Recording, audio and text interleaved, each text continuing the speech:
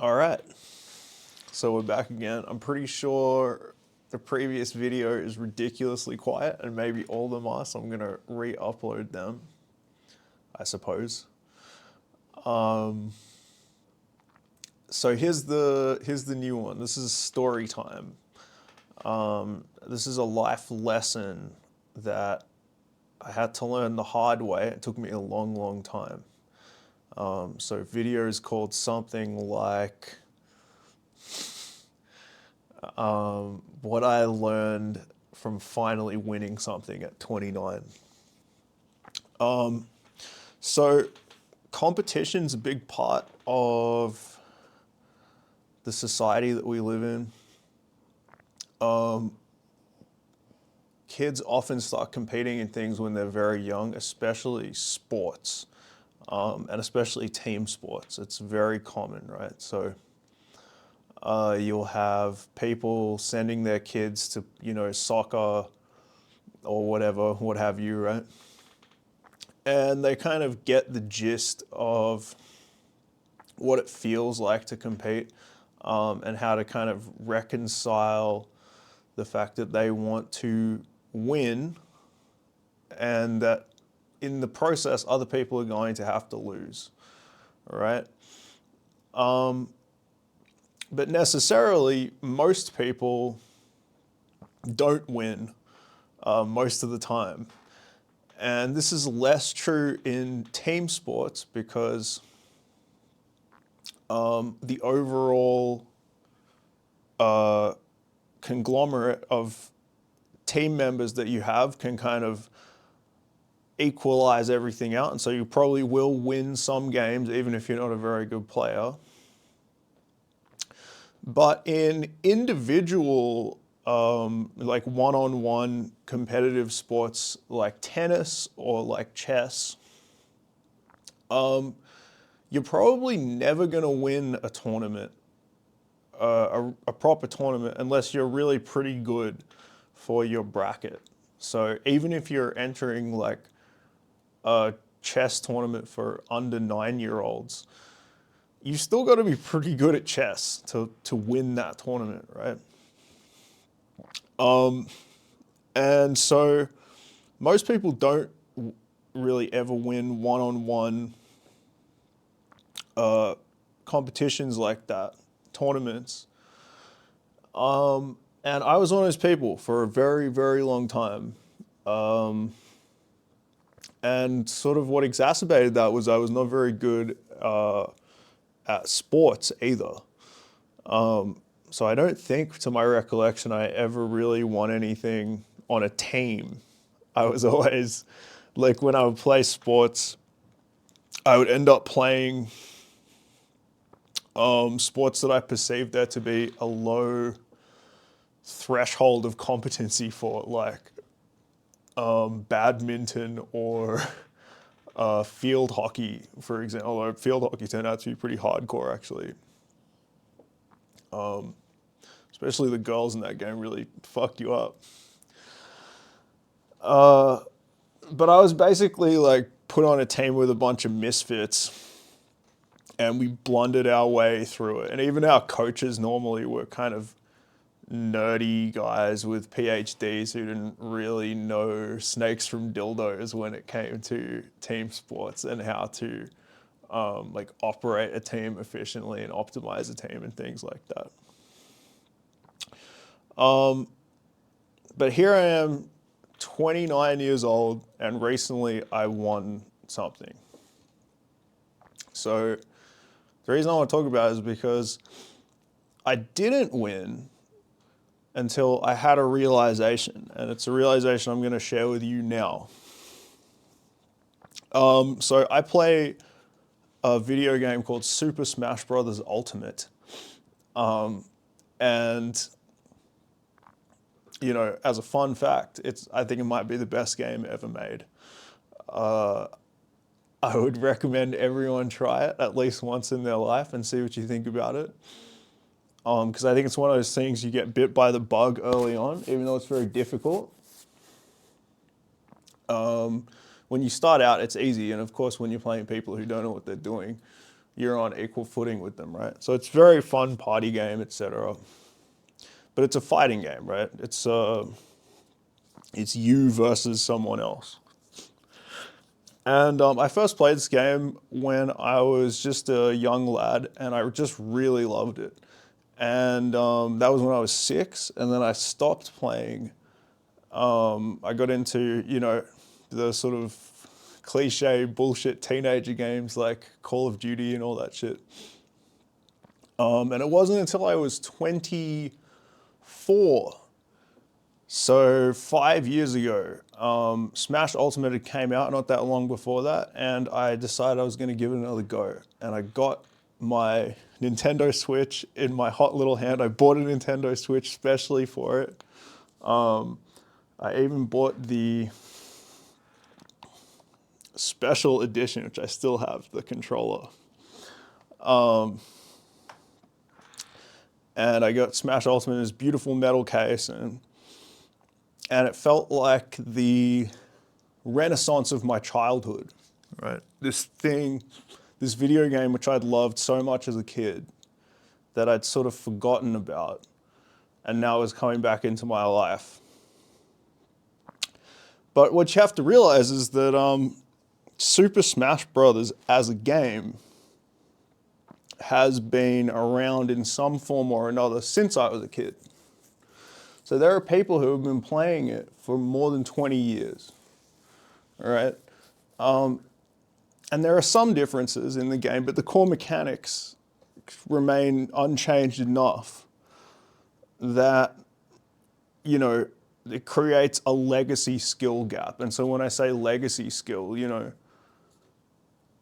when someone's been doing something for 20 years,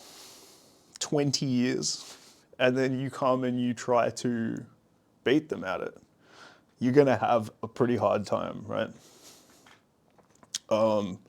That should be no surprise to anyone.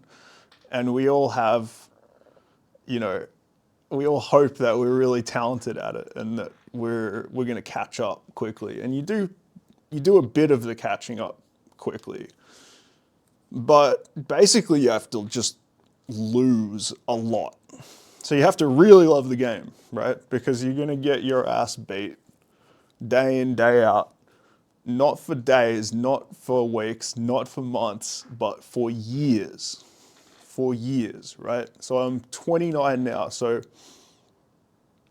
I basically just got my ass beat. I would go to these local tournaments and I would get my ass beat at this children's fighting game for kids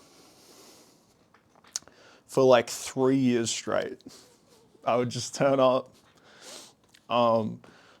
some dude with a gamer tag Big Chungus 69 or whatever would wipe the floor with me, some 8-year-old kid. I might beat if I was lucky, right? But they'd give me a run for my money. And it was only after like 3 years that I got okay, where like I could hang, you know what I mean? Where I could play the game to an intermediate degree. And now it's only 2 years after that. So really 5 years of like hardcore playing this game that not even like most people care about. So I finally won, right? But before I won, I won a tournament, to be clear. So it's like a bunch of people in a room with a bunch of Nintendo Switch consoles.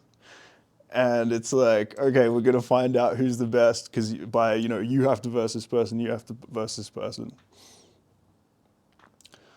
But before that, I went to what's called a major. So this is like a national level tournament. This is a tournament where, the people who really don't fuck around all converge on a venue, and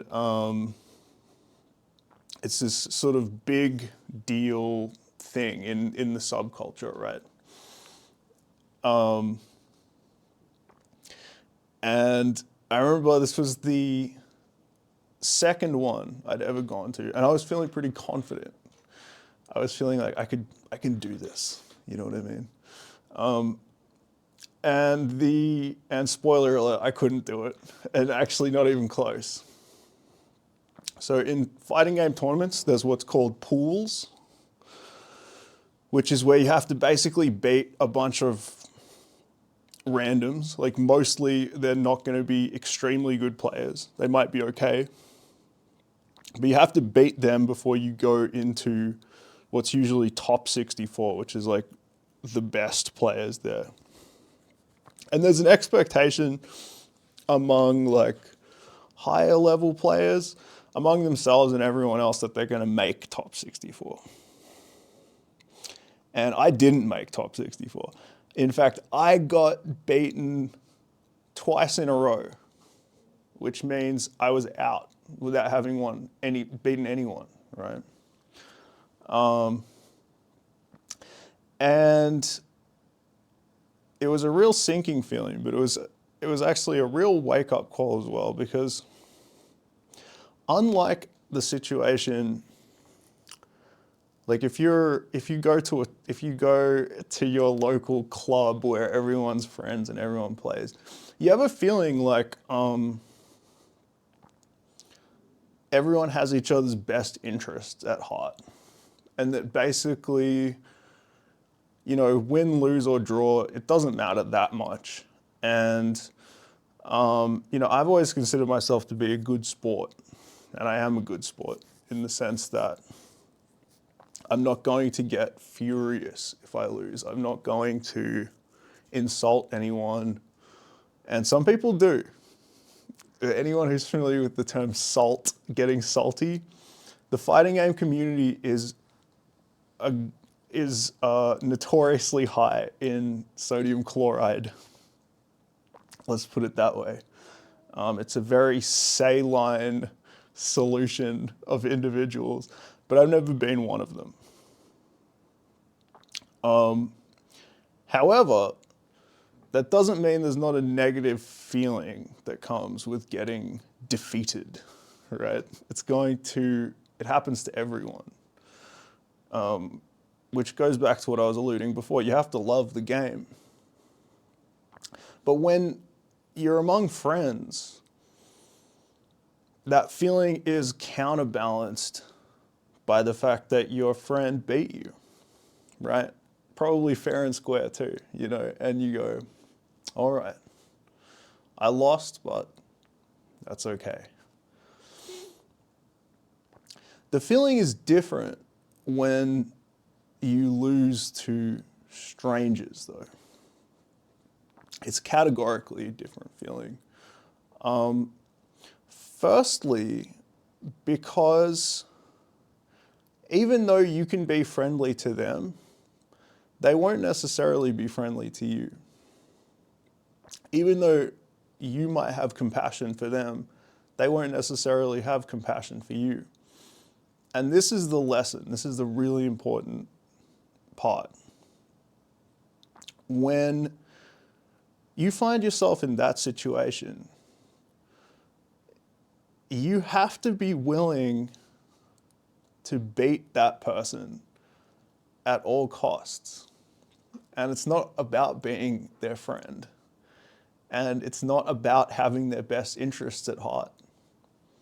Really at all. It can't be at all, because when you're in that really intense situation, and it's like a split-second decision that means you win or lose, right? And it's really just a series of split-second decisions, whether you win or lose. You have to want to win instinctively, right? So as an example I could give here that might be more relatable, think about like, if you ever watched the World Cup, right? Soccer. And sometimes it goes to penalties. And you'll see, you know, Cristiano Ronaldo or whoever, they're standing there and they have to take the shot against the opponent's goalkeeper. And they're standing there and they're looking at the ball and they're looking at their opponent. and the crowd is all around, their teammates are all around them, and they know how huge the shot is, right? It means everything. To everyone in that arena in that moment, it means the world to them, what happens next. And they have to look at that goalkeeper, and they have to look at that ball, and they have to think, I'm going to put this straight in the net, no matter what they feel, no matter what they think. I'm going to put it in the net. And if for even a moment they think, oh, that goalkeeper is going to be heartbroken, or that crowd, especially if you're not at home, right? You don't have the home field advantage. You can't be like, oh, the crowd's going to be so disappointed that their team lost. If any of that creeps in, even a little bit, you lose, right? The skill, the finesse required to do that thing, it's so technical and so involved that even just having a little bit of your cognitive resources being sapped by that awareness is sufficient to undermine your ability to do the thing. So let's say that happens, and let's say you take that shot and you miss, right? And you say subconsciously, you missed on purpose, right? But that's not an excuse. Once you've missed, you've just missed. And you'll look around and you'll realize that you failed, right? You failed your team, you failed yourself. And the opponents can be as smug as they want, because they won now, right? They don't have you to thank for winning. You might feel that way when you're about to take the shot. But once you've taken the shot and missed, you realize, I just fucked up, right? And this is a really jarring thing for people of a certain persuasion, let's say, to come to grips with, because if you're raised to be a people pleaser, if you kind of have this backdrop of, I guess you would say, Christian ethics, even if you come from a secular family or whatever, if you're kind of confrontationally averse and you would rather just give other people what they want than like start a fight, have an argument, let alone have a fight to the death, right? Then the consequence of that is that if it's just you versus someone else, whether that is in a football game or a Super Smash Bros. Ultimate game or a fight to the death, if it comes down to it, you will lose, right? And again, you can reconcile that with yourself maybe. But this was a very harsh realization that I had. And it happened very suddenly. And it wasn't until I had this realization that I was able to change my pattern of thoughts. This is why I'm sharing it with you now, because I hope that you can see this too, especially if you have some abstract desire, even if there's an egotistical component to it, which of course there is, we nonetheless would like to feel that we could win something if we really wanted to, and if it was really necessary, right? And what I'm telling you is that if you're like that, if you're like me, then there's something in the way that you're going to have to move past, and you're either going to have to learn it this way, or you're going to have to learn it the hard way, which is really feeling the full weight of the humiliation that is associated with dropping the ball in that really significant way, in that really important way. Okay, so that really changed the game for me, and literally, and after I had that realization, what initially happened was a state of profound disillusionment with the game. I came to believe that competition was antithetical to what I wanted to do with the game. And that made sense kind of in my head, but it was difficult to like action that because it's a competitive game, right? And so, but I kept playing, and actually loosening my grip on kind of wanting to win or thinking that I wanted to win actually led me to see the game in a different way, and it actually made me a better player. Eventually I became better at the game. And again, I just loved it, so I couldn't stop playing it. So I guess I got better at the game because I just kept on playing it too. But then it was only, fast forward to now, or a month and a bit ago, that I found myself in that situation again, where it was me versus them. And I think there was a little bit of luck. Of course, there was a bit of luck. And I think there was a little bit of my opponent having the same problem that I had. And I managed to win. And then there was a new lesson, right? Because this is the way that the world is. This is the way that God is. That having won, I was humbled yet again because it was late at night.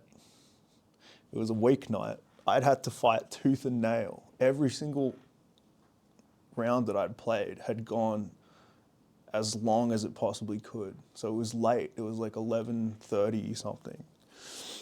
And people were packing up the chairs and people were like, someone win already, you know what I mean? So like, let's just get this over with, right?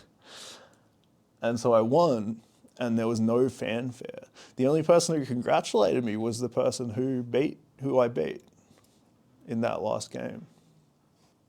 I think everyone else didn't know or realize or care what a big deal it was for me to have done this thing, right? Because again, we're talking about a children's video game here. Like, this is not something where you're never going to get paid and you're never going to get laid, right? And that's a surefire sign that it's a true passion. When you're doing something, it's either a true passion or a true addiction. Let's put it that way. But there was no fanfare. There was no trophy, nothing like that. It was simply all right, that's done. It got written in a book somewhere. And of course, there was then the internal thing, which we all know. It's sort of the premise of Buddhism, but also the premise of many, tragic success stories. That once I won that, I didn't feel anything. I didn't feel any type of way about it. And that's a given, but none of us like to accept that because I think we actually live our life in bad faith in a way. Because even though we know that we won't feel anything when we have the thing, we still want to have it anyway, right? There's this true and sinful greed born into the human condition, right? Where we go, yeah, I know I won't feel anything when I have a mansion, but I want one anyway. Right? And I know I won't feel anything when I win, but I want to win anyway. And there's something in that. There's something interesting in that. I mean, it's not, I don't think that's an all bad thing. Like, we have to operate. Remember that Guns N' Roses album, Use Your Illusion? We can't live without illusions. So the fact that they are shattered suddenly when they are no longer useful should not be a surprise to us. Anyway, I'm not going to drag this on any longer. Most important point here is what I learned from finally winning something at 29 is that you really shouldn't try to win something unless you're ready to beat other people. Yeah? If you're not ready to do that, you'll always lose and you'll beat yourself up because you can't beat them up. See? You're not ready psychologically to beat them up, so you beat yourself up instead because you have to beat someone up because you put yourself in this predicament, right? And the other thing I learned is that winning doesn't make you feel anything, right? Losing feels bad. Winning doesn't feel proportionally good, right? Which is actually also, just as an aside, how I managed to give up on gambling. I was never a very big gambler. This is a bonus round story time. I don't know, we're talking about the World Cup. It's connected to that. I was gambling on the World Cup because I thought I had not a system, but I thought I was clever. You know, I thought I knew who was going to win, like all gamblers do. And I didn't lose heaps of money. I almost won money at one point. Like I was almost up on the books. I kept this careful book. I got obsessed with it. But around that time, I learned a theory from psychology, which is called loss aversion. And I think this is a really important theory for understanding what we're talking about. And it's the idea that when you lose, it feels worse than winning feels good. So if you're just trying to feel good, if you're sort of taking a hedonistic approach to life and what you're trying to do is feel good or even just feel satisfied, you shouldn't stake it on whether you win or lose in a competition or a situation where you're going to win and lose about the same amount, right? Because if you're good at gambling, you're going to break even. You might win slightly, but it's very unlikely you're probably just going to break even if you're good. If you're not good, you lose more of the time. But even if you win and lose an equal amount in gambling, your net happiness is less.